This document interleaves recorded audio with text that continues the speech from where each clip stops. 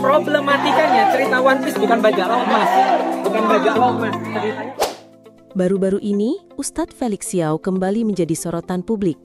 Bukan karena dakwahnya, melainkan karena aksinya yang tak biasa terkait polemik bendera One Piece yang dinilai sebagai aksi makar oleh pemerintah. Melalui unggahan di media sosial, Ustadz Felix secara terang-terangan menunjukkan dukungannya terhadap bendera anime tersebut, bahkan mengganti foto profil Instagramnya dengan simbol tengkorak One Piece yang telah diedit.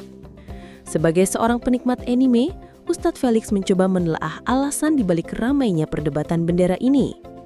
Ia memaparkan bahwa simbol tengkorak atau Jolly Roger dalam One Piece bukanlah sekadar bendera bajak laut, melainkan lambang dari sebuah keyakinan. Mengutip pernyataan karakter utama, Monkey D. Luffy, Ustadz Felix menjelaskan bahwa mengibarkan bendera ini berarti berani mengambil resiko untuk menciptakan masa depan. Jika tidak mengambil resiko, kamu tidak dapat menciptakan masa depan, ujarnya. Aksi ini lantas memicu beragam reaksi dari para pengikutnya. Melalui postingan yang mengunggah bendera One Piece, Ustadz Felix bertanya, mereka tanya kenapa bendera One Piece? Ada yang relate di sini? Pertanyaan ini seolah mengundang diskusi dan mengajak para pengikutnya untuk memahami makna di balik lambang tersebut. Dalam postingan lain, Ustadz Felix membahas lebih dalam tentang nilai-nilai yang terkandung dalam bendera Jolly Roger. Menurutnya, mereka yang mengibarkan bendera One Piece menjunjung tinggi kesetiakawanan, perbedaan, toleransi, serta kebenaran dan keadilan. Mereka juga adalah sosok yang anti kesewenang-wenangan.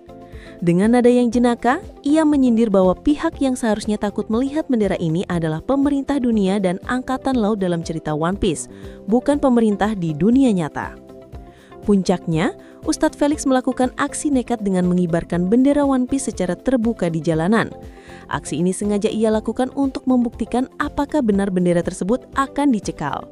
Dan dugaannya ternyata benar. Hanya dalam waktu 30 menit, ia dan rombongannya didatangi oleh petugas berseragam.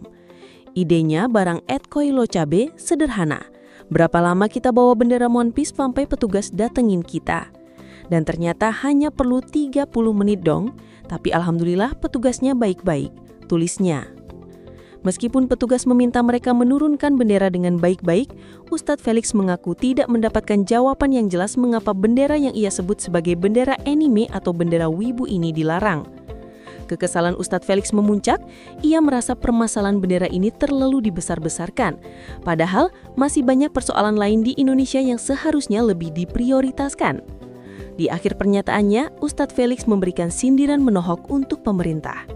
Ia mempertanyakan mengapa pemerintah seolah takut dengan bendera One Piece. Kalau kalian gak salah, kenapa takut? Tanyanya. Ia merasa aneh meskipun dalam animenya bendera tersebut memang simbol perlawanan terhadap pemerintah dunia, tetapi tidak seharusnya pemerintah Indonesia menjadi ketakutan saat simbol fiksi ini dikibarkan.